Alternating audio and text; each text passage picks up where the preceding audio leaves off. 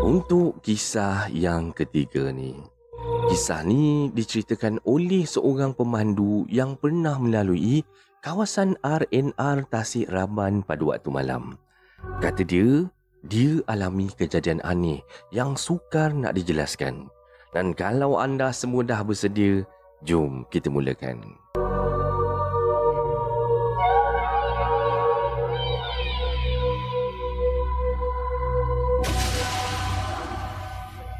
Cerita saya ni dia macam ni tau bang.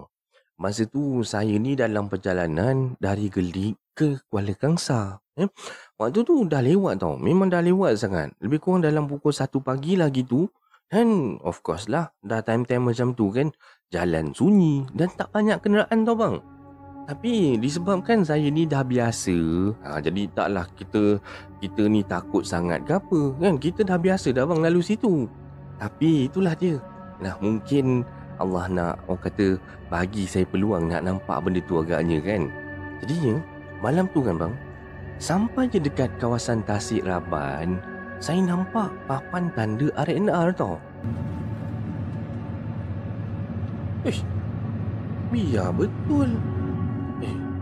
Dah buka ke apa RNR ni? Dan masa tu bang, saya terkejut jugalah kan.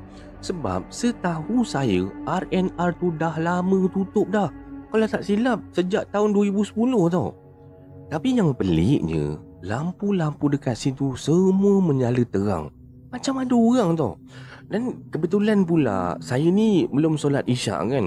Dan saya pun tak fikir apa bang masa tu. Saya ingatkan memang betul dah buka. Jadi saya pun ambil keputusan, saya berhenti bang. Niatnya nak singgah solat, nak rehat sekejap lah. Dan bila saya masuk je kawasan RNR tu, suasana jadi lain macam bang. Sunyi sangat.